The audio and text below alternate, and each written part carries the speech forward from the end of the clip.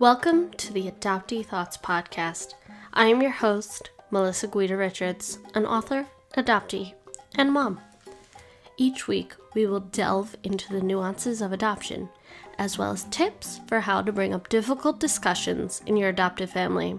And most importantly, we will not shy away from tough topics.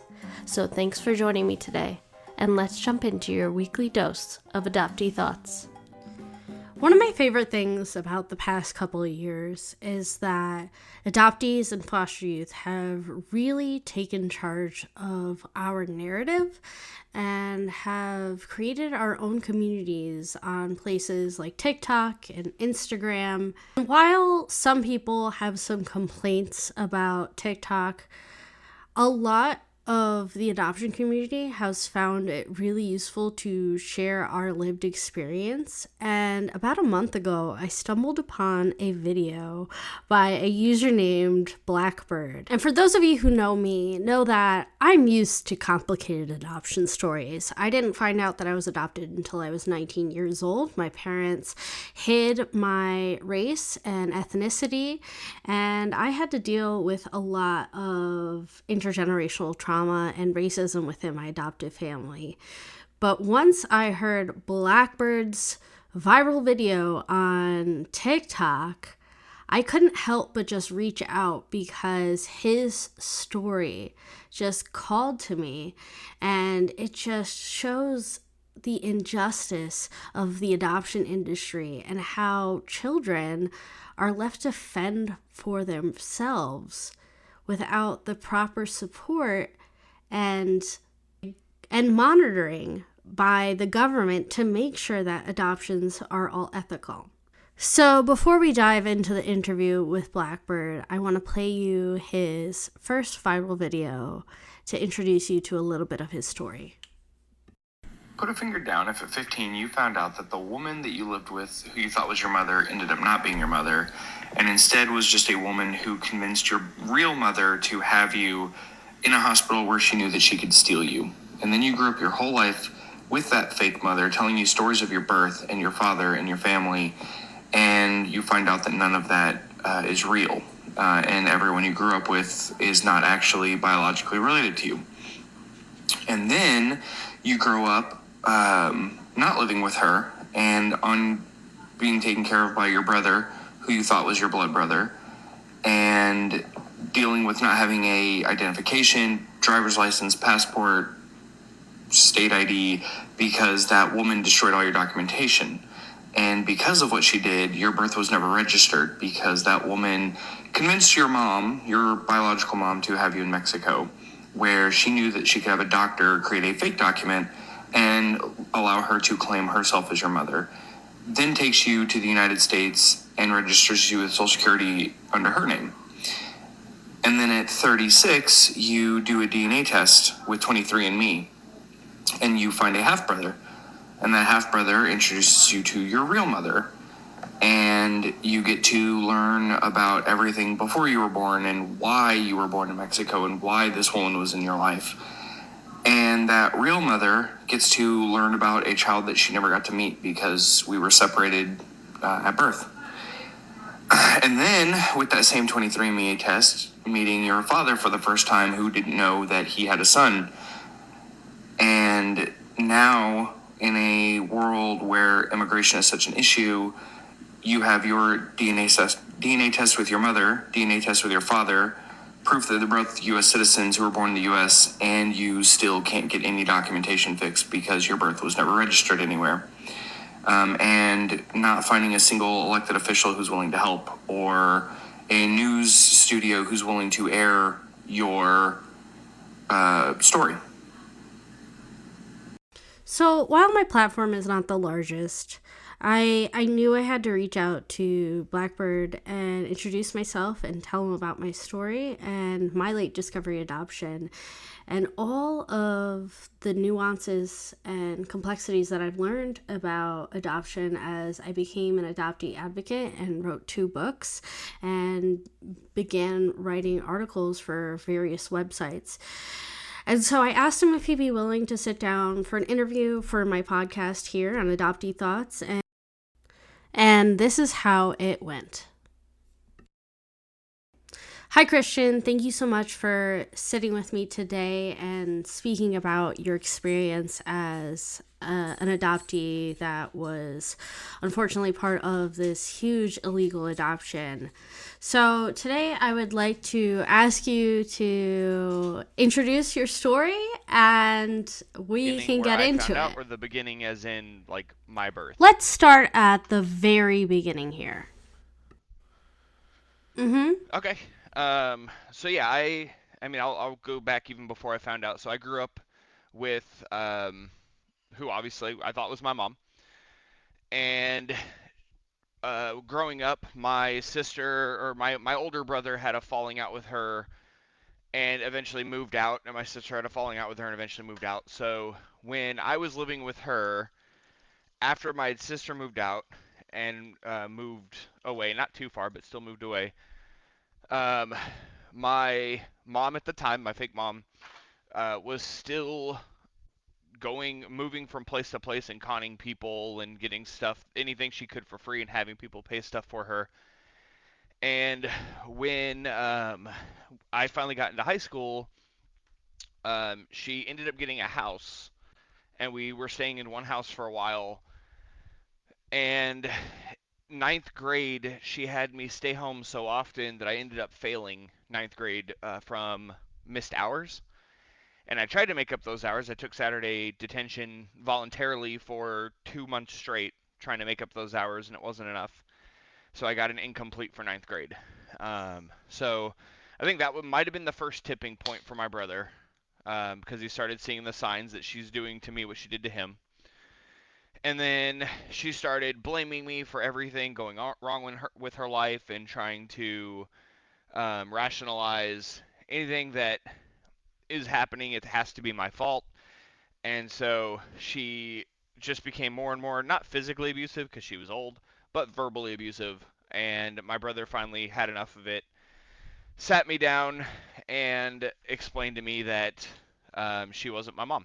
So he was like, hey, I don't know if this is going to be hard for you to understand, or I don't know how you're going to take this, but I feel like I need to tell you this, and it's probably time for you to know. And he's like, just so you know, that woman's not your mom, and I've met your mom. I used to live with her before you were born, in California. And he was like, I don't remember much about her. He's like, I remember a couple stories about her, and I remember her name is Debbie. And he could barely remember her last name. And he was almost right. He got her name almost right, her last name. So when social media started to become a thing, I did start searching for Debbie or Deborah and every version of that last name I could find, with this kind of long message of like, hey, this might be weird, but I'm trying to find someone who might be my mom, and I'm hoping you might know anything about her. And your name is very close to hers. And I sent that to, I don't know, at the time, like 20 or 30 Facebook people, because Facebook was just becoming a thing. Um, and obviously I didn't get any hits back, but no, so 15, I moved in with my brother. And he kind of was my father figure from that point. He took care of me through high school. Um, but then when I got closer to 18, he's like, "Well, let's go get your driver's license. Let's go get your social renewed and everything." Couldn't get a driver's license because I didn't have a birth certificate.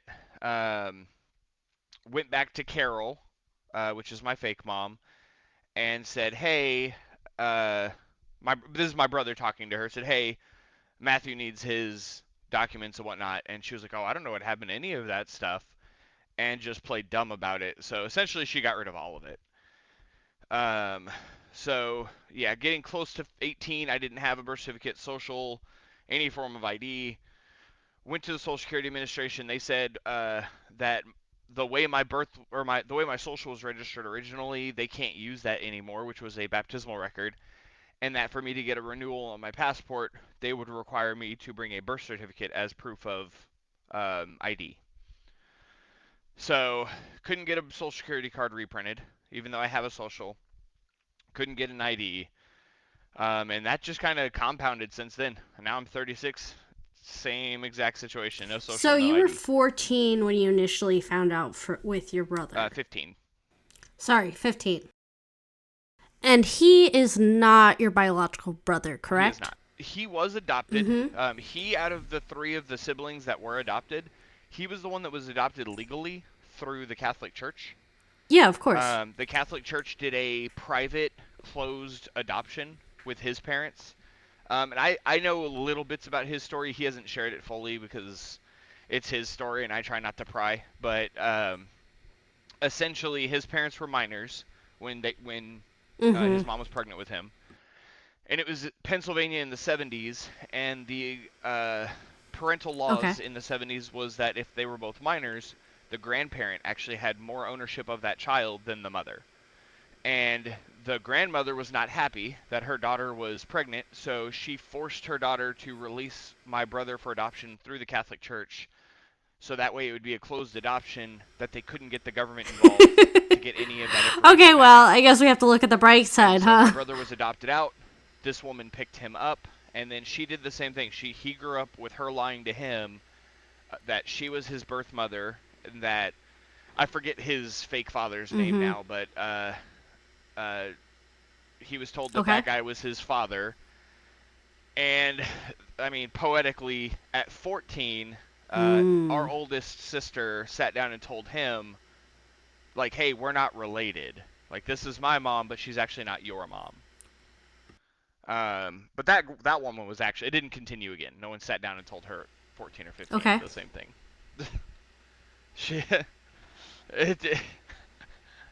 Yeah, the cycle did not repeat. But no, her actual daughter nobody sat should him be down and lying was like, hey, to their child she's about been being lying to adopted you. or not. She's not actually your mom. And for those of you His who was are adoption pretty in the US, though. He new was born in to the Pennsylvania, adoption and community so and the history of when adoption, when I was may living with him, I not was probably know like that back in 19 or the 20. day there was He a found his lot dad. of stigma when it came His to real adopting dad. a And kid, we went to so a lot of Pennsylvania, people and hid we it. hung out with his family And for because Christmas, of this and so stigma, he got adoption to experience agencies all of started that, to match kids on his dad's to side. families that looked like them, so they I could don't kind think of he's found fit his in mom. But yeah, his seamlessly. adoption was legal, And but it was the kind way of that like a she don't handled ask, it don't afterwards tell was extremely situation. unethical, legal or not.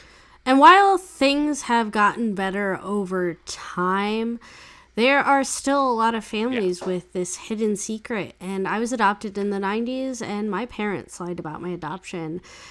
Although it is not a common issue, it's still happening today. So, you found out that you were adopted. How did things play out after you confronted your mom?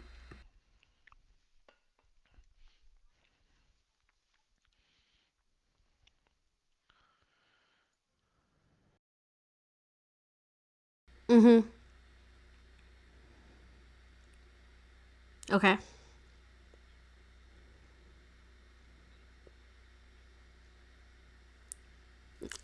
Yeah.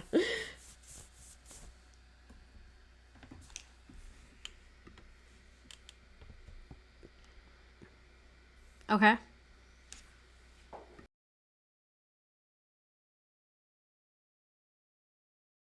So she didn't admit it for a very long time. So Okay. I grew up with my brother, right? I made it through high school. Still no ID, whatever. I had my high school ID, and that was it. So I was able to get a job because I was able to provide my social security number. And you know, younger kids they're not going to be as harsh on. So I think that's probably why I was able to get a job.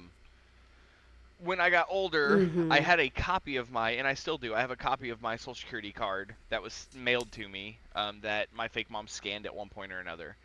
And so the way I was getting jobs before was You were in this kind of that copy limbo of it and where my no high one school could ID. claim you and you didn't know what to do. So what we kept doing was we kept going to the Houston Mexican consulate because I was born in Mexico, and that's what I was told to do, that they would figure out documentation or whatever.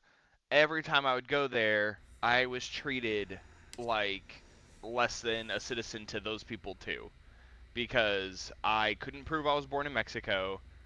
I couldn't speak to really anyone there, and so I just felt lost every time I visited the Mexican consulate because there's just nothing, like no one there that was able to help.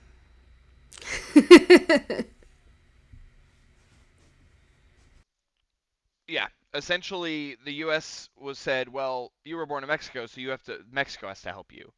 And Mexico's like, well, you can't prove you were born here, so the U.S. has to help you. And I didn't want to lie because I've had people say that like, why don't you just tell people that you were born in the States? Like, because Okay. that's how you fall into what my fake mom used to do, and I'm not doing that. And if I have to do this the hard way, and the hard way is the honest way, I'm just gonna do it the hard way. Um, I'm 36 now, and maybe like days of my life I've been regretting doing it the hard way, but it's here I am. Mm-hmm. And so I grew up just working and just trying to live the best life I could with what I had. When I got to 18, now I'm gonna say brother here. This is a different person. It's my chosen brother, so essentially my later in life adopted family, right? Um, it's a guy that I met in high school. We became extremely close friends. He is my brother, and I love him to death, and I love him as a brother. And his mom is essentially my later in life adopted mom. I call her my chosen mom. Um, but my brother moved to Illinois after we graduated high school. My chosen brother, and he was like, "Hey, why don't you just move to Illinois?" He's like, there's Mm. nothing for you in Texas anyways. Why not just move to Illinois?" I was Yeah, like, I you know what? can't say I'm Why not? surprised. Maybe we could find some kind of laws or something. Try and get an ID, something. So I moved to Illinois, and I lived there for a little under a year. And he was getting ready to go to the Air Force. I was still just trying to figure out my documentation. My chosen mom at the time was helping me try to figure it out. We hired PIs trying to figure out if there was any record of my birth anywhere, if the we tried to contact the hospital and try and figure out if there was a way to get this fixed. The hospital denies me ever being there, in very illogical ways too, but that's neither here nor there. So, up until now, were you working Couldn't under the find table? How any did that work? documentation for me. Couldn't figure out a way to get me an ID. So about a just shy of a year later, I moved back to Texas. And when I moved to Texas, I ended up same thing, just getting a job, and really that's all I've been able to do. Like as long as I can get a job and survive, then it's not the worst life I could have, right? Because I'm still able to provide for Mm. myself and pay for a living. If that ever changed, obviously, then it would be a lot rougher. But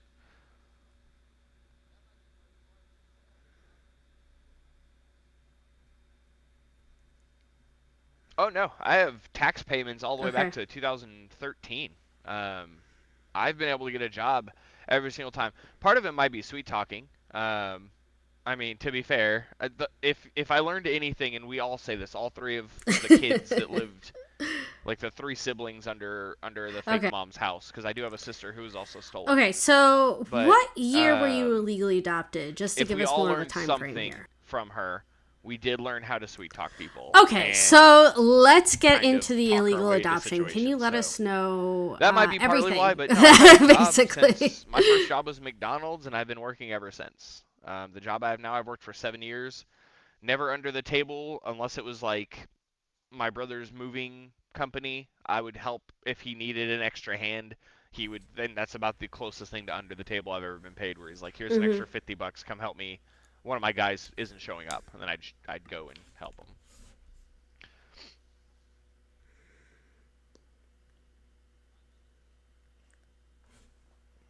The year I Okay. was born, 1987.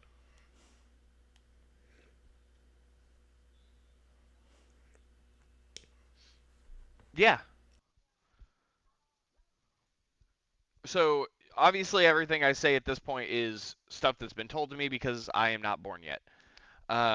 But from the stories that I have now been able to learn from my actual biological mother and the events that happened with her, and then mixing that or pairing that with the events that my brother has told me, I've kind of pieced together now an understanding of what happened. So, my mother, before she was pregnant, she lived in Texas, and she was dating a guy here in Texas, and they had a falling out. They finally broke up because she moved into an apartment with a friend of hers, and he didn't like that, and so they broke up. Um, Almost not too far after them breaking up, she was working, and she met a guy at work, and they hit it off, and that guy and her ended up hanging out. One thing led to another, and so she ended up getting pregnant, but she didn't consider that it was that guy that she met one time. She thought it was her ex-boyfriend's. And so she let him know, "Hey, I'm pregnant. What do you want to do about this?" And when he found out, he told his mother. I don't know if you want Okay. me to put names in here, not names in here. So she told her boyfriend that she was pregnant. He told his mother the same thing. Um, None of us know Wow. why or how this happened, but that mother went to California to my fake mother and told her this situation that her son might be having a kid. My brother that I grew up with remembers those two women talking in the kitchen table at the kitchen table a couple times Mm-hmm. about me, about my birth, and doesn't remember too many details, but he remembers them saying that my mom, my birth mother, should fly to California and stay with Whoa. my fake mother. So my fake mother was convinced, hey, there's this woman that can help take care of you while you're pregnant, because my mother was didn't have a lot of money. She was basically just living paycheck to paycheck. So they convinced her to move to California. They would fly her to California, and this woman would take care of her. So my fake mother went to California, pregnant with, at the time she thought it was her ex-boyfriend's baby, lived with this woman. So When essentially, she your arrived, biological mother this was woman was coerced into pretending living with already your to be pregnant adoptive mother. and faked that pregnancy for months. And every time my mom asked for help, that woman would turn it around on her and go, "Oh, well, can you take care of And essentially at my that brother and my time, was sister? adoption They need mentioned this, they at need that. all? I'm not feeling well. I need to sit down." And basically, my fake mother then used my real mother for labor to take care of my siblings, while my real mother was actually pregnant and my fake mother was not. Yeah, for anything. That it's a nice house and that the woman's really nice, and that would be that way she could carry me without feeling stressed about going to work and trying to pay for everything while also carrying me.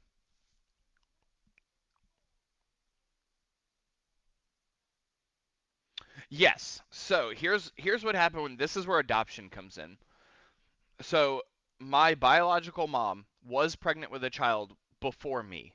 So I have a brother that is 1 year older than me. A biological brother that is 1 year older than me, and she released him for adoption in the state of Texas. She did it legally. It was a closed adoption, but it was all done through the state of Texas with an agreement that for the first X amount of years that she would get letters and pictures, before I think before that would stop or something. And so she got to kind of see him a little bit as he grew up, and then that was it. There was a disconnect. She was going to do the exact same thing with me, but she had no support on payments or anything to make that happen. So she flew to California. My fake mother, my illegally adopted mom, she told my biological mother that, oh, if you're looking for an adoption, I actually know a family in California that has been wanting a child. And they've tried to adopt twice, and the adoption system in California just kept screwing them over, because in California in the 80s, you had 1 year to change your mind on an adoption, closed or open, and take your child back. And so that someone could just go to an adoption center and say, hey, I actually do want my child, and that person who did adopt them legally would have to just give the child back, because apparently we're a commodity and can be traded like Pokemon cards. And so she convinced her of this heartbreaking story about this congressman and his wife who can't have a child of their own, who has had two children taken from them because of the adoption system that they no longer trust the California adoption system and that they will not adopt in California because they can't handle another heartbreak. And so my illegally adopted mom told my biological mother that there's this really nice hospital where my fake sister was born and that they took care of her when she had my fake sister, my illegally adopted sister there, and that's where my illegally adopted mom was going to go to deliver her children that she's currently pretending to be pregnant with. And she was like, it's a great hospital. They'll take care of everything, and then you can sign the adoption papers there. And because it's only 3 hours away, it is in Mexico. California has no legislation on that adoption. And so the family's willing to do that. Are you willing to do that? And my biological mom was convinced that if this family was really nice and was wealthy and could take care of me, and that's what she wanted for me, that she would do that. So she has basically kicked herself her entire life for agreeing to this, and instead of just doing it the way she had originally planned. But she went to Mexico to look at the hospital and everything. She went there a few times for checkups and whatnot, and then when she had me at that hospital, she said the only two people that entered the room were the doctor and his nurse, and she didn't have anyone else enter the room the entire time of her delivery. And after she had me, she kept asking, "Hey, do I need to sign any adoption papers? What do I need to sign?" And they're like, "Oh, you don't need to sign anything right now. We need the other family to sign first. So you're good to leave. We're going to hold on to the child because it's an adoption. You can't leave with him." And so that's it. And so she went back to California to stay at the same house that she was staying at, waiting for this family, this Congress family, to arrive to pick me up. And she was fed all of these reasons why the family was being delayed. At one point, they had a minor car accident. They were okay, but it might take an extra day for them to get to me. Um, and so my biological mom started getting concerned, like something didn't seem right because this was taking too long, and she was worried about me in the hospital. And then my biological mom said, "You know what? Let's go down to Mexico. We'll go to Tijuana for a little bit. We'll hang out, try and unwind, relax." Again, my illegal adopted mom is fake pregnant still, and when they went to Mexico, my illegally adopted mom tried to leave my biological mom in a bar in Tijuana and then just go back to California and leave a 19-year-old girl essentially alone in a bar. And she did. She abandoned her in that bar.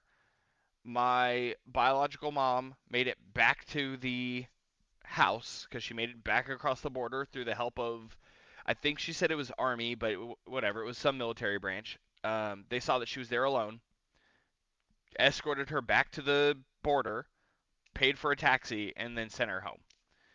And so my biological mom was furious with this woman, said, "Why did you leave me in that bar?"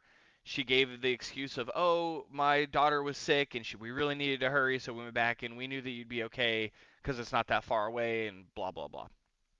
And so my, no, you're good.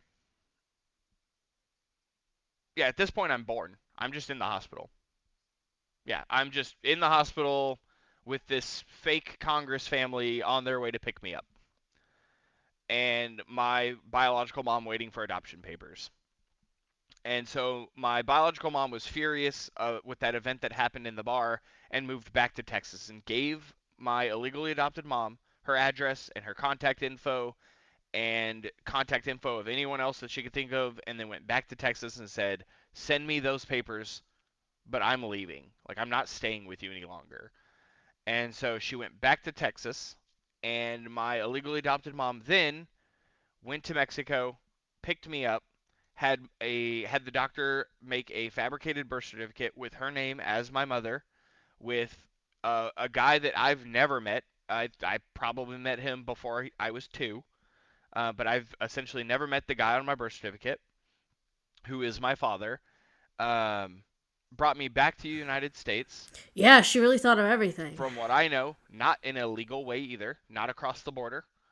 Um, and then immediately moved. She moved and she changed her name, and she told everyone that that was her child because she was pretending to be pregnant. And I have to say the amount of layers of planning that this woman did is astounding, because not only did she pretend to be pregnant, she pretended to be pregnant with twins. And so when she came back with just one of us, she's now a grieving mother, and you're not going to question a grieving mother who just lost a child. Yeah. So she brought me back to California. She was extremely smart about this. And I learned actually very recently she had a law degree and she specialized in adoptions. She had a nurse's license and she specialized in child care.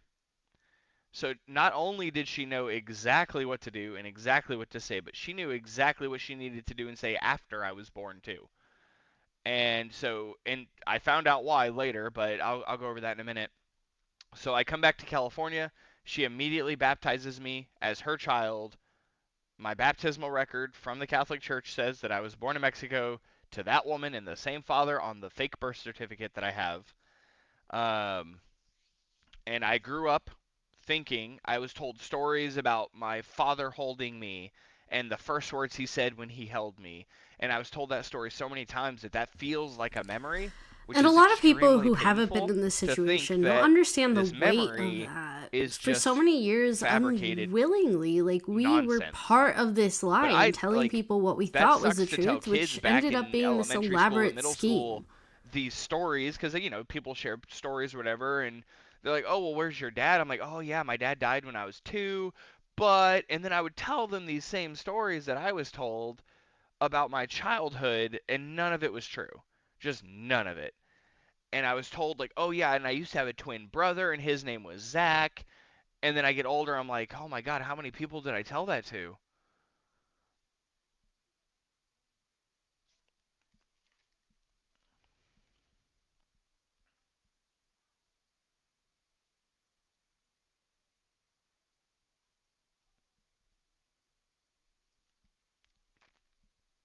Yes, 100%.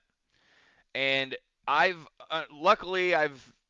I had that whole kind of inner process and thinking through my 20s. That's where all that was my 20s. Like I really it just kept hitting me and I was like, "Oh my God, like how many lies did I live through? Like this is crazy." And so like I'm older now and I'm past it and now it's a part of my life and a part of my past, but it doesn't really control me anymore mentally at least or emotionally. Um, but yeah, it's still crazy to just think back now on and go, I told so many kids this birth story, and I told so many kids about my twin brother, and I was told stories about him. I was I visited my aunt at one point, and I don't even know who that woman is now. Like I don't even know if they're related. Um, but yeah, I grew up thinking that this woman was my mother, and I mean, when I was very young, she treated me motherly enough, right? But something changed probably close to maybe fourth or fifth grade. So what would I be, 8 or 9 or 10 at that point? So around me being 9 or 10, something changed with her, and it could be that my brother moved out, my Hmm. illegally adopted brother. Um, but And what's the age so 10, difference? 10 years, and Okay. me and my sister's 3 years. Okay. But when I found out that the way that she had that all those degrees and everything, speaking of my sister, she did the same thing with my sister. My sister was born in the same hospital with a same fabricated birth certificate with the same doctor on it even, and that like blew me away when I found that out because at first we just thought it was the same doctor that delivered us and that's it. But obviously when you find out that the woman's not your mother, then it's like, well, how much does the hospital know? Is it just the doctor or is it the whole hospital? Mm-hmm. And so yeah, we grew up realizing that we're not related by blood. I mean, we're still related, and she's still my sister, and I'll always call her that Yeah. because whoever you grew up with, that's your family. Mm-hmm. But yeah, she's dealing with the same thing now. She doesn't know her family. She's not been able to find anything. I essentially lucked out with my 23andMe results when I found my Yeah. family. She did a 23andMe and did not come up with the same high percentage results that I came up with. Mm-hmm. And so we're still trying to find those very small connections to find her family. When did she take them? Last year, 2022. Okay. 4 weeks. So I must have done it probably super early November 2022. And mid-December, I got my notification on my phone that my 23andMe results were in. And the first result was a half-brother. I know exactly how it feels And to find a so half I sibling. kind of laid in bed for a bit. This was about an hour and a half, 2 hours before work. And my wife and I have the same routine of kind of just laying in bed before we both have to get up and kind of chatting about our day, our plan for the day and whatever, and kind of playing around on our phones. And I look at my phone and I was like, oh, my 23andMe results are in. Do I open that now? Like, what do I do with this? And so I'll be honest, because she basically convinced me to do the test. I was probably, I might not have ever convinced myself to do it because I have suffered enough big losses when it comes to trying to fix this stuff in my life that I'm getting real short on losing. Like, it's taking its toll on me, probably physically and mentally. And you can only lose when it comes to something like this too many times before it really starts to feel like it's breaking you. Yeah, it's very And disheartening. so I don't know if I would have done a 23andMe. At one point in my life, I tried, but I couldn't afford it. But she was like, you have to open it, or you have to do the test. And then when the results came in, she's like, you have to open it. And I'm sitting there mentally preparing myself, and I was like, here comes another loss. I don't know how I'm gonna get through work today once I see this, but whatever, I'll open it. Um, and I did everything in my power not to look at the DNA results first. Like, I looked at the little mapping of my genealogy because I was always told I was half Hispanic. My last name is a Hispanic last name. Yeah. I was even told that my last name descended from Catherine of Aragon and the woman that funded Christopher Columbus for Mm-hmm. his voyage. So all these lies, but anyways, I finally opened it up. I looked through my genealogy. I saw that I was like in no way Hispanic, which is just funny to me. Growing up my whole life being told I'm Hispanic and finding out that I'm like 78% just Northern European, uh, what would it be, like 13 point something percent Irish, and then like 0.03% other. And that's it. So like maybe I'm The opposite happened with 0.03% me. Asian, and the rest the other. And which it's not, but I looked at my genealogy. I looked at the percentage chance of hair loss and length, finger length, and all that stuff. And then finally, my wife was like, "Okay, you just open it. Like, you have to look at it." So I open it, and sure enough, the 27 or 25% DNA connection, full name and everything, says half brother, was my number one result. And I'll Take your time. I don't know if I'm ever gonna forget the feeling of reading that because that was crazy to me. And I just sat there and I stared at my phone, and my wife was looking at her phone when this happened, when I finally opened it, and she finally looks over and she was like, "Does that say your half brother?" I was like, "Yeah." And I just sat there. I couldn't move. Like, I felt like an out of body experience, and I'm like yelling at my body to move or do something. And It's a finally, I was like, shock. what do I do with this? Like, what do I even do with this? I have to go to work in 2 hours. What do I do with this? Mm-hmm. And so I was like, you know what? I'm going to do nothing with this. I'm just going to go to work because I got to figure out how to process this. And I couldn't. By the time I got in the car, because my wife drives me everywhere because I don't have a driver's license. But so, I always pick jobs that are close. My job's like 10 minutes away. But I get in the car and I find him on Facebook. And I tried to message him on Facebook, and his account's privatized. And I was like, okay, 23andMe says the last time he logged onto his account was over 6 months ago. I can't message him on Facebook. I gotta talk to this guy. I was like, oh, I'm about to get real stalkery. Yeah, Let me see if his friends I've list is I've been available. there. Friends list wasn't available, but his wife was. His wife showed up because it's like under a different section. And I was like, all right, it's about to get weird, but I'm messaging her, and I messaged her, and her account wasn't locked and privated, so the message went through, and I requested a friend request as well, just so I would make sure she could see the message. Yeah. And I was like, hey, this is a weird way to start a conversation, but I got my 23 results in. I'm potentially or more than likely your husband's brother. If you could get him to read his or reach out to me on Facebook or something, that would be great. I'm sorry for the weird message, right? And so I told her that we're related, um, and that I was just trying to find him to get some answers. Her first response was, and I'll remove the expletives here, but it was basically, "Holy crap, he's been looking for you." Wow. And I went, yeah, I was like, I was not expecting that response. Like, that's crazy. So she was really excited. He messaged me no more than 5 minutes later and was like, oh my God, I can't believe that you found me. He knew about me. He tried to find me at one point. My mom tried to find me multiple times. My sisters knew about me. So, like, my entire family on that side knew about me, and I didn't know about them.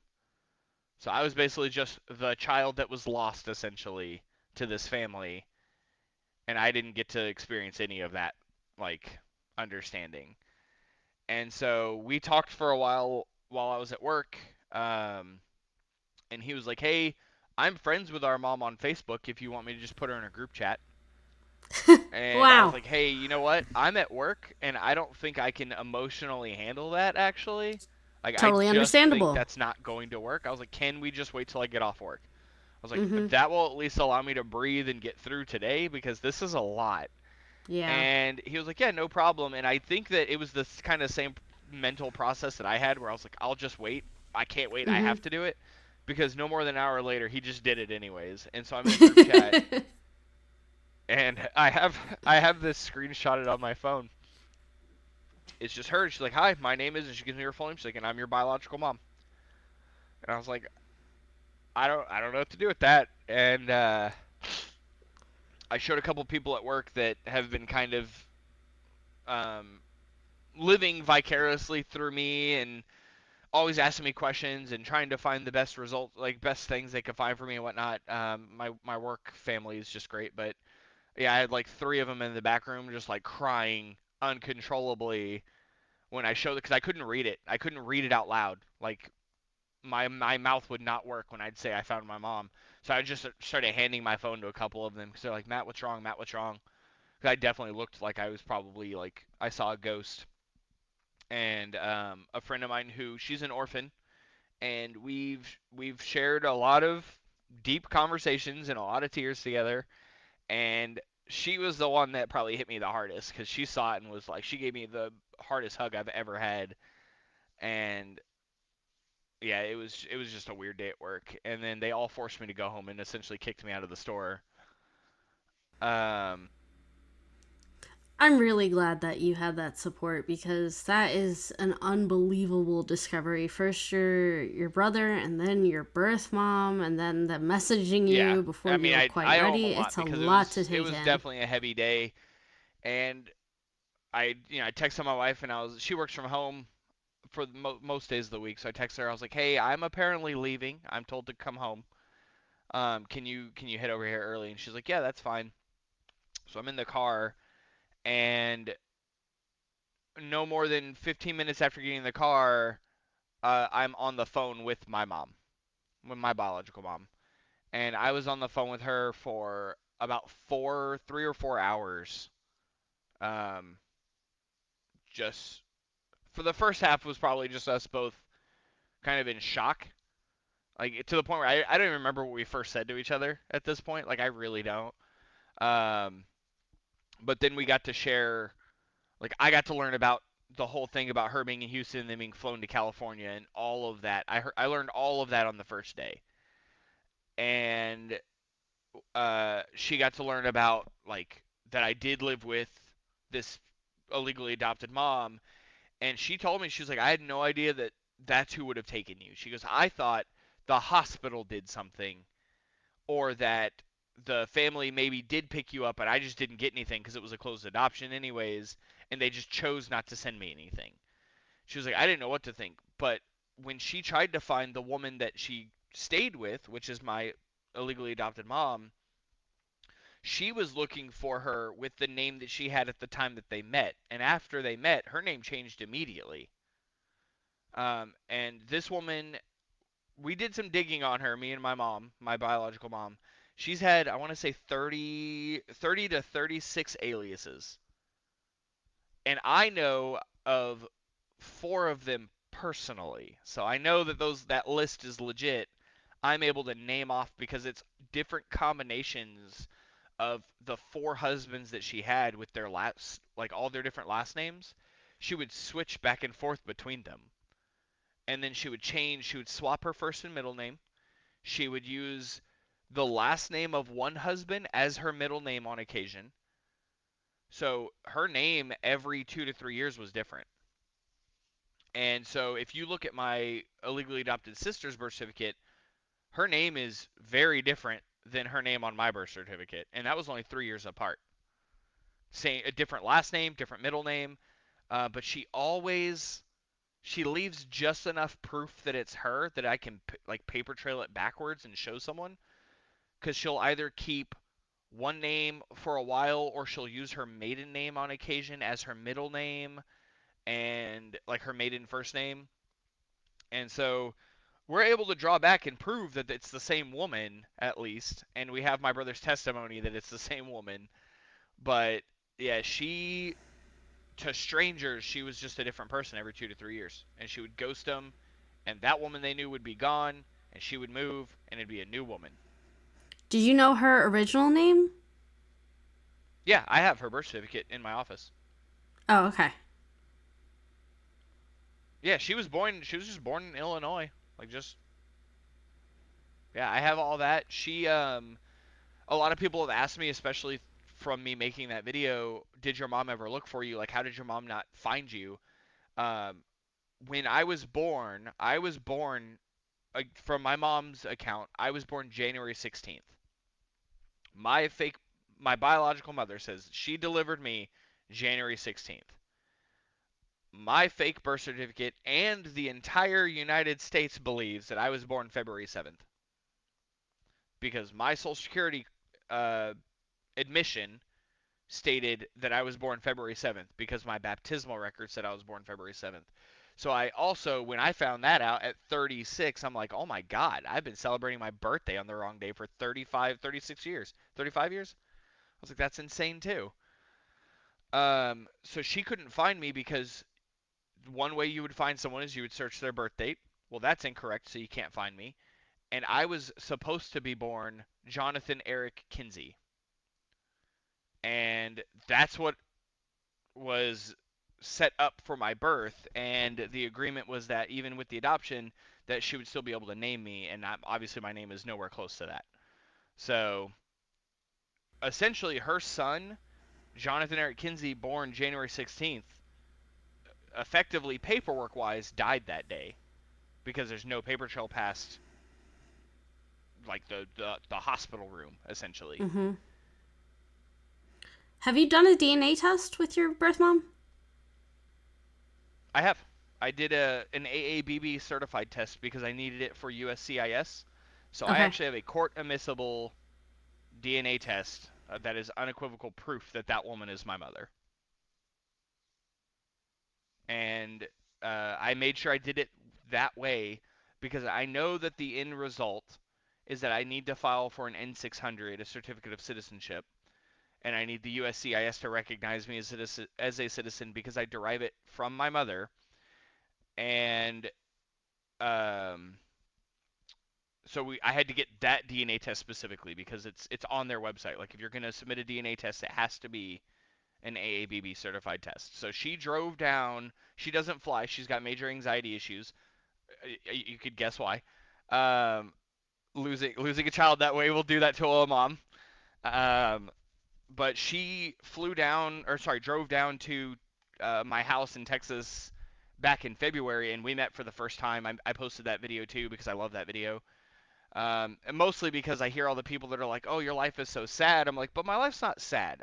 There are sad events in my life, but my life is not sad, and I want people to Yeah. know that, right? So I posted the video of us meeting. There's happy If moments you haven't too, been through it, you don't understand. and that was the first time I ever saw my mom in person. And Wow. so we hung out for a week. Part of that week was to get the DNA test done. That was kind of the main Mhm. goal of her coming down, obviously, was to Yeah. get my stuff fixed, but that wasn't the only goal because I get to see my mom. Um, we hung out. We went and did an escape room together, which was fun. Aw. We got to share stories. I got to hear more in-depth versions of everything she told me on the phone.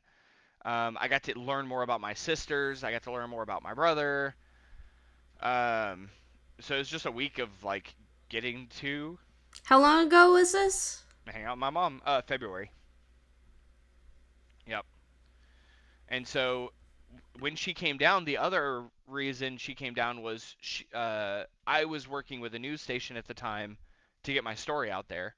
Because the moment I found my mom, I was like, I need my story to explode so that way I can essentially use that story so I don't have to. And I don't think people understand this too. And this is both an adoption and an immigration situation. When you have to explain your story to one person at a time for 20 years, it's exhausting because everyone will have questions and everyone will have the same questions. And because it's an immigration issue, everyone will have their version of an answer on how to fix it, as if you've never heard of immigration before, even though you're living it. And you have to go through, I mean, I feel like I've been in a loop of the same conversation for over 20 years of my life. And so the moment I found my mom, I went, oh my God, my narrative is different now. Like, this changes everything because my story and what I have to explain to someone is different now. So the Mhm. moment the status quo changed, I was like, I need to get my story out there. I reached out to every single news station locally. One of them got back to me. This was back in December. We shared a Okay. bunch of information. We had a little phone interview, and then I had a journalist come to my house and interview me, my wife, and my friend that I've known since seventh grade, or eighth grade. And she was like, "This is huge. We're gonna get your story out there. I'm gonna help you." I was like, "That's fantastic." So she tried to do a web interview with my mom while waiting, because Okay. my interview was in January. She tried to do a web interview with my mom late January. She said my mom's internet connection didn't work, and she'll wait for my mom to come down in February, and she'll just interview in Mhm. person. I said, that's fine. And so she goes, okay, so your story's not going to go out until February. We're going to interview your mom. I was like, that's fine. So my mom comes down. She comes down on Sunday. We do a DNA test on Monday, and we do our interview in a park, like 10 minutes from the DNA facility on Monday. Whole long interview. We did a bunch of B-roll, video, um, and then I was like, so when's this going to air? Like, I need this to air so then I can take that news story, and that way I don't have to explain this to every single person. I can say, here, watch this video, and then I'll answer any questions. So much easier. Mhm. And she was like, okay, I just have to get this to my editor. We're going to work on it. Fantastic. End of February comes around. I'm like, hey, what's going on with my story? Oh, well, we want to interview your brother because he grew up with your mom. Like, that's fine. She comes in and interviews my brother. Okay, when's my story going to air? Well, it's getting close to March, and since March Madness is in Houston, we're going to wait until after March Madness to air your story. It's like, Mm. okay, that's a month, but that's fine. Like, month later, beginning of April, hey, what's going on with my story? Oh, my editor just has a few tweaks they need to make to it, so we're just doing that, and then I will tell you an air date. Like, fantastic. I waited another like 2 weeks. We're now like late mid April. What's going on with my story? My boss has an issue with it. I'll call you. So she calls me. She goes, hey, we can't say you were stolen on TV because you don't have evidence that you were stolen on TV. So we have to edit the story. I was like, how long is that going to take? At least 3 weeks. It's like, okay, just remove that part. Like, can you say I was born in Mexico and just not say I was stolen? Because that part's, even without evidence, there's no liability to you saying what country I was born in. Yeah, yeah. I guess I got nervous. It's a complicated case. Yeah. I mean, to be fair though, the hospital's saying the same thing. You don't have any proof, so we're not going to help you. And if you come at us, like they went super defensive on it. So, but that's Yeah, I'm whatever. not surprised there. Yeah, so I was told, yeah, we're maybe 3 weeks. I was like, okay. I was like, well, what do you need from me to get this done? Because, like, at this point, it's becoming, like, taxing on my body that they keep doing this to me. Mm-hmm. And so, after that phone conversation, because I was on the phone with the journalist who I've been speaking to for almost 5 months now, and her boss, and I know when someone, like, I've lived through enough people lying to me, I know when someone's lying to me pretty well.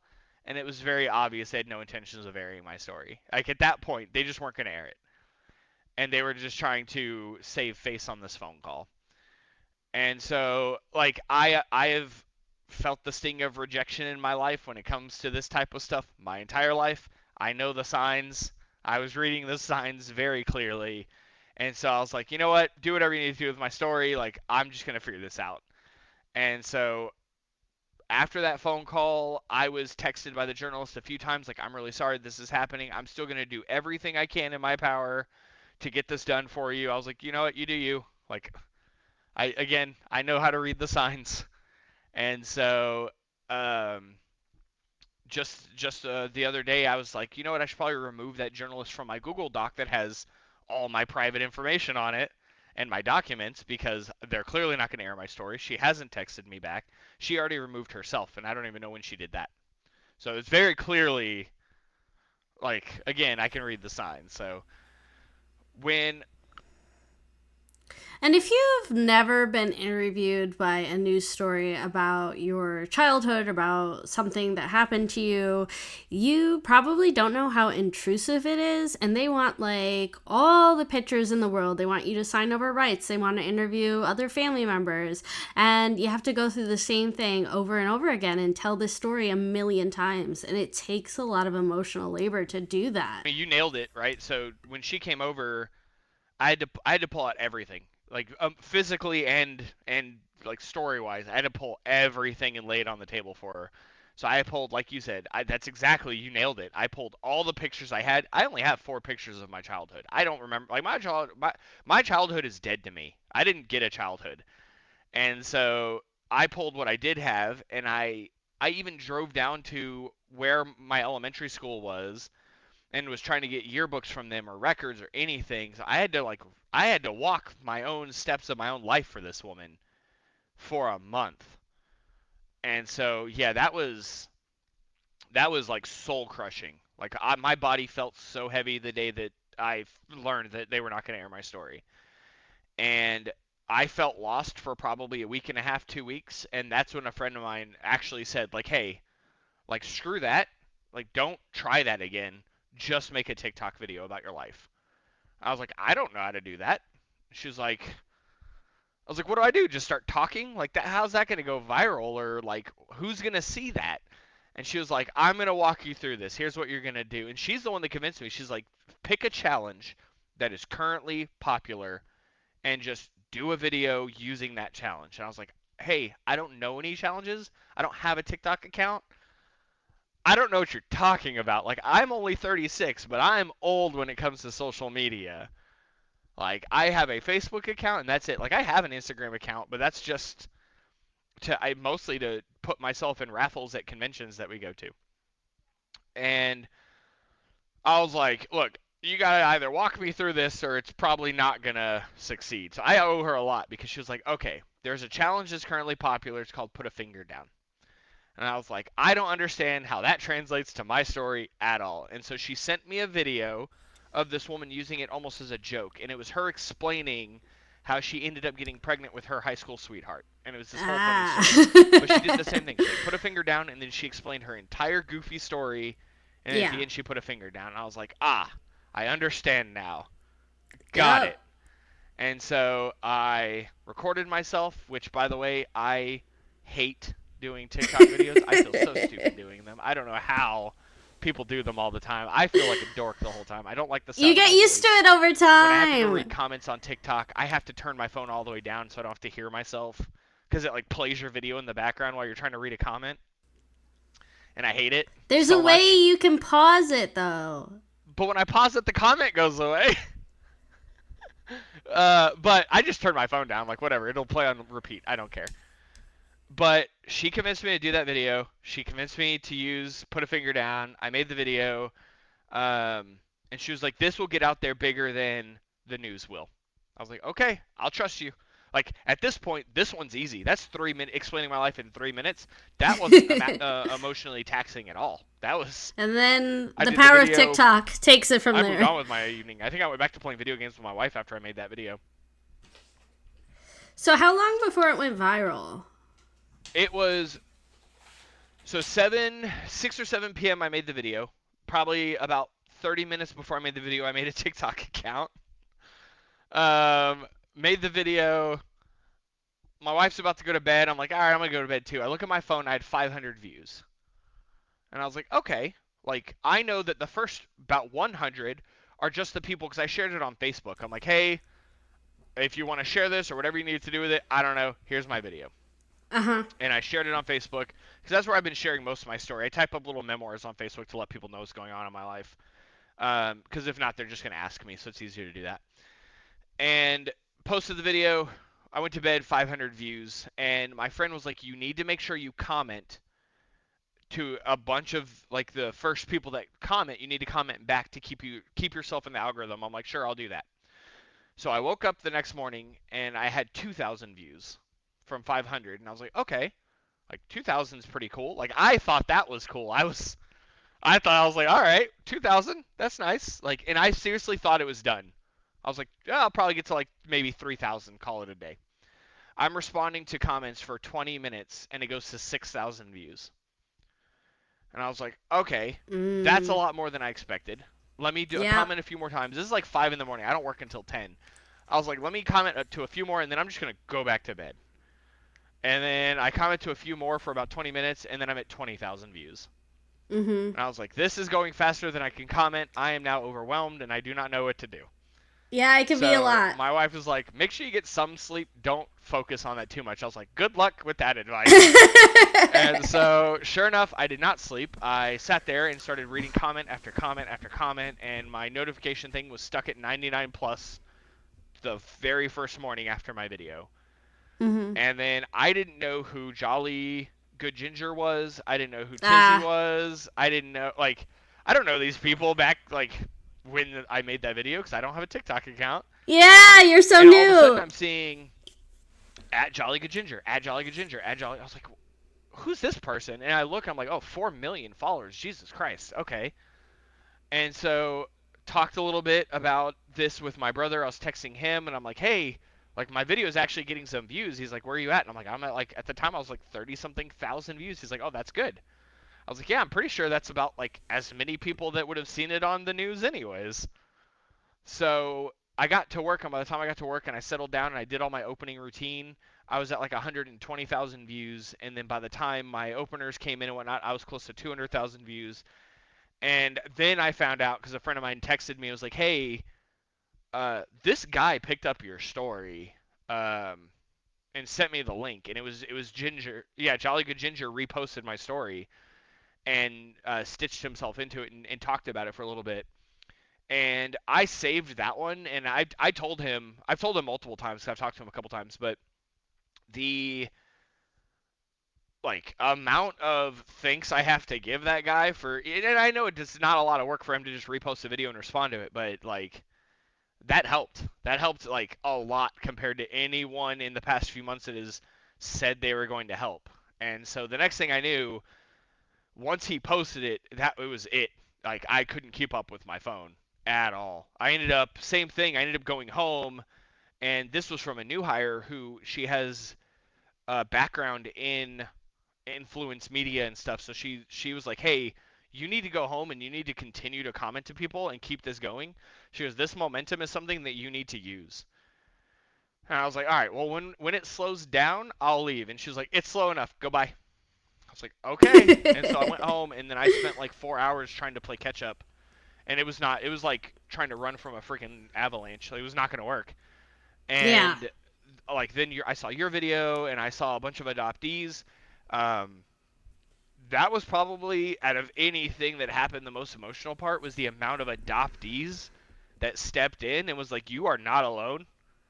Yeah, And that's really like, because you special. reached out to me, and there's a woman named Carpuzzi that reached out to me.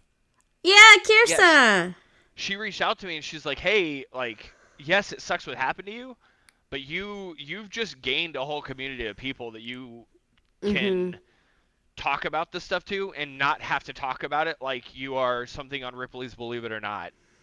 Because yes, it Yeah. may be different than your story or her story or any of the other people I've spoken to recently, but it's not so different that it's shocking. It's just Yep. different. And that has been probably the best feeling out of anything is the people that have been messaging me and they're like, I'm also adopted and mine was also in a shady way and I also had to grow up with people that lied to me. Because Mhm. like you said earlier, like that takes a toll, especially when you find out. Like the amount of emotional dumping that happens the moment you find out with like having to understand what was a lie and what wasn't and then like having It to can live make you with feel that and trying to process crazy. that's a lot. Uh-huh. And so she reached out to me and you reached out to me and a bunch of like random friends and stuff were like, "Oh my god, you're viral." And I was like, "I actually don't care. I just I just want my stuff fixed." I was like, if one person viewed my video and that one person had the answer, one was enough. Congratulations. But if 8 million people watch it and I don't get an answer, then I just don't care. Mhm. Except that's what I thought. And then I realized once I met all of you guys and this entire adoption, like family, adoptee family, that I'm wrong in thinking that, and I do care because it's another story that needs to get out there. Because now I watch your videos all the time you post them, and I watch Carpuzzi's, and I'm like, oh my god, this is a dark world. Mhm. Like I do not like the fact that it's just not going to end. Like I'm not the last person that's going to have to deal with this crap. Yeah. Have you heard any more cases from that hospital? Have you wondered about that? Um, I think that all the time, and for a long time we thought two things. We thought one, maybe it was just me. But then we knew that my sister was born there under the same doctor. And then until I met my mom, I did think for most of my life, what if the doctor had nothing to do with it? What if the hospital had nothing to do with it? And that woman just had a way to forge those documents herself. And this hospital really had no clue.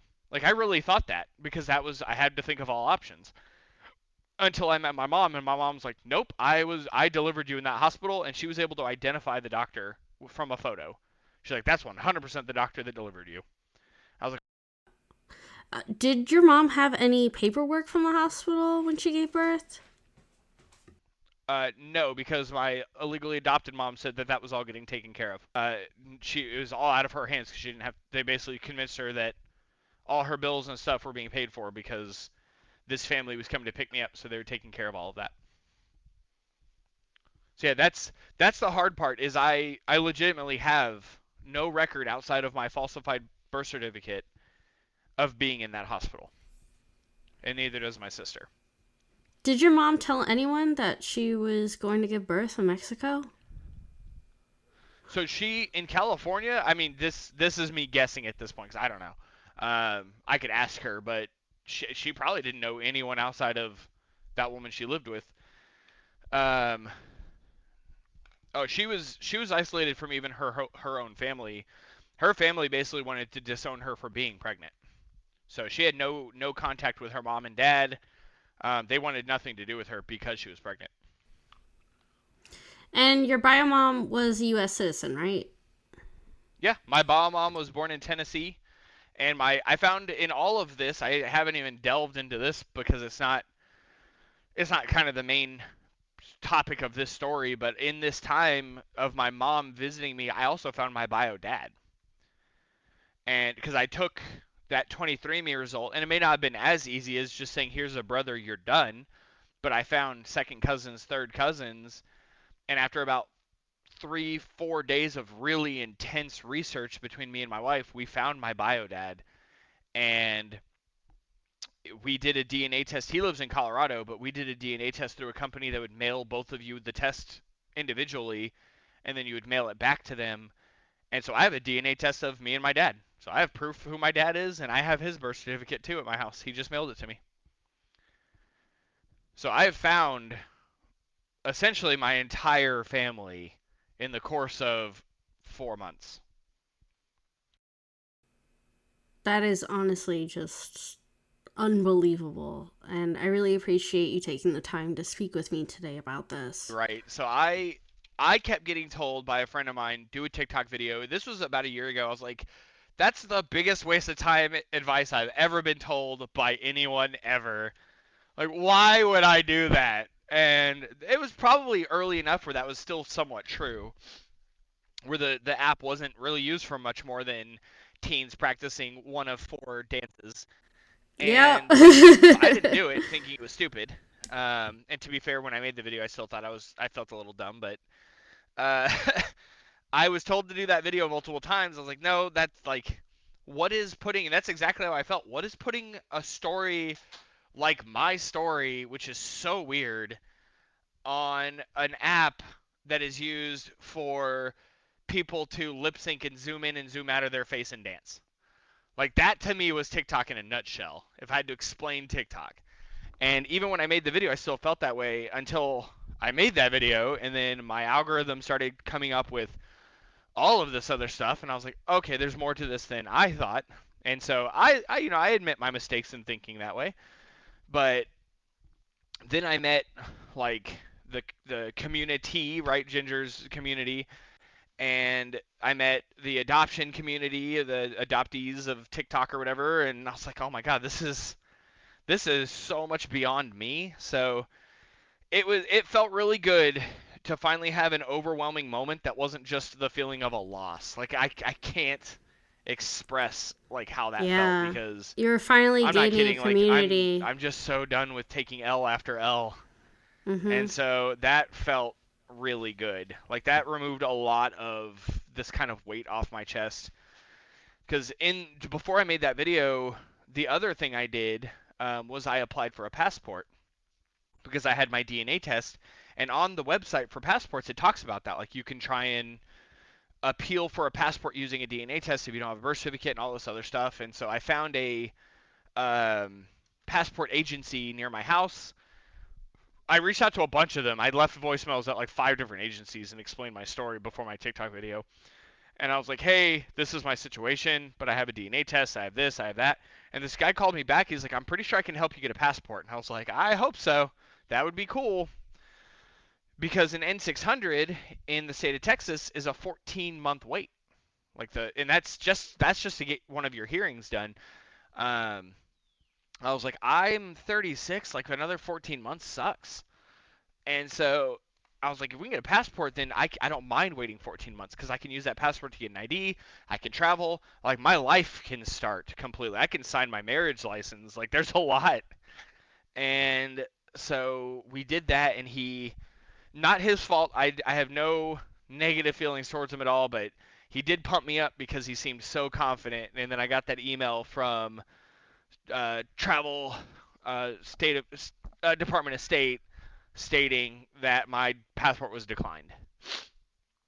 And that hit me like a ton of bricks. And that was another loss I just physically was not ready to deal with. And texted him, and I was like, hey, what's our next step? And he's still fighting for it. Actually, it's back in processing right now, which is cool. But yeah, he was like, you go get me any other documents you can get. Like, I'm not done. I'm going to escalate this because it says you can use a birth certificate.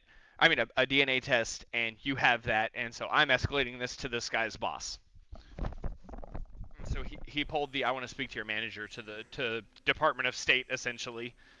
I'm So it's glad under he's process now advocating for instead of you. declined. And Okay.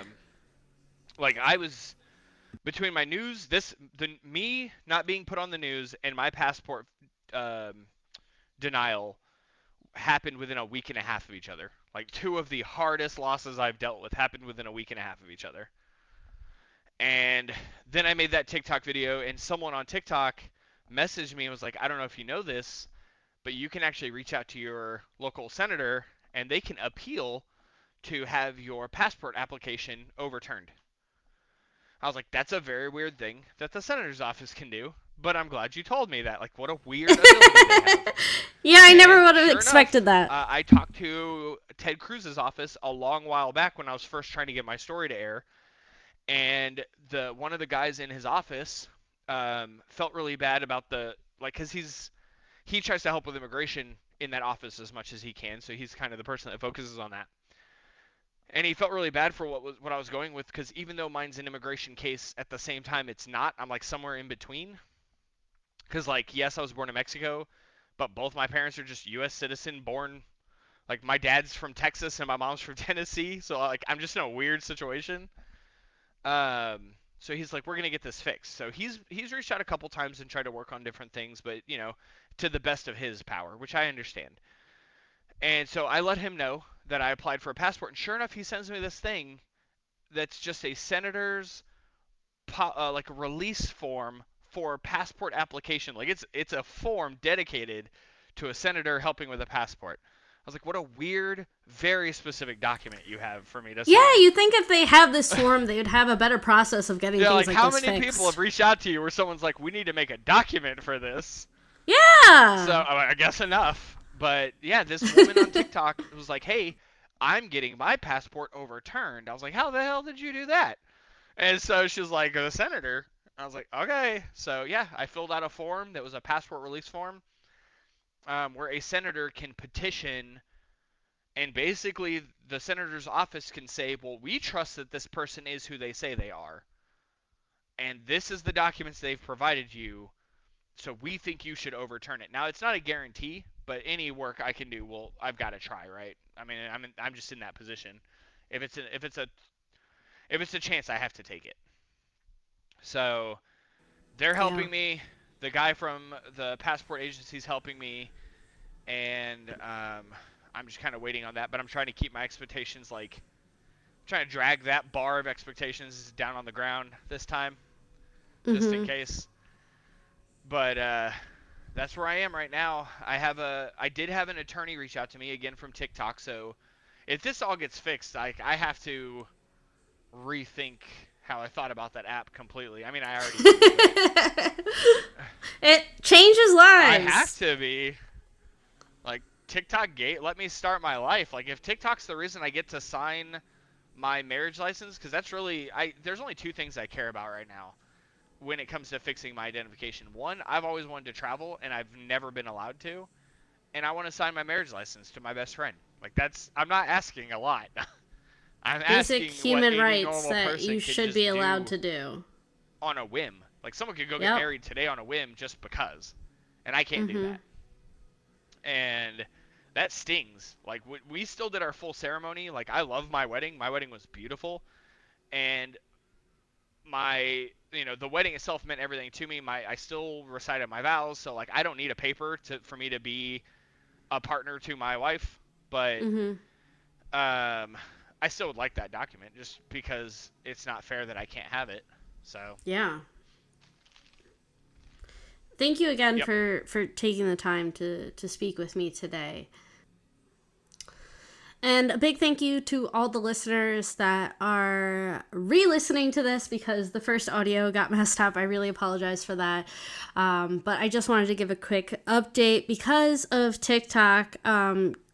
Christian was actually connected with an attorney who is helping with his case to get an N-600 so he can get his citizenship and so he can sign his marriage certificate. It's still a slow process, so more updates to come, and go follow him at Blackbird on TikTok. He has a bunch of videos there as well. And every share, comment is so helpful because it boosts the engagement and gets more people to get eyes on his videos, and hopefully someone will be able to push this through. And as a reminder, for those of you who are here to learn more about adoption, that Christian's story isn't rare here. There are a lot of adoptees without citizenship, and there are still adoptees being deported out of the United States because of a lack of citizenship. And this is something that needs to be addressed. which is why it's so important for you to share adoptee videos and share adoptee podcasts like this to get the word out. And I really appreciate everyone. I'm so glad that you joined me today. And if you would like to hear more from Adoptee Thoughts, make sure to subscribe and leave a review on your favorite podcast platform. And if you'd like to learn more about me, you can check out my website, adopteethoughts.com. Thanks again for listening, and I hope you have a wonderful day.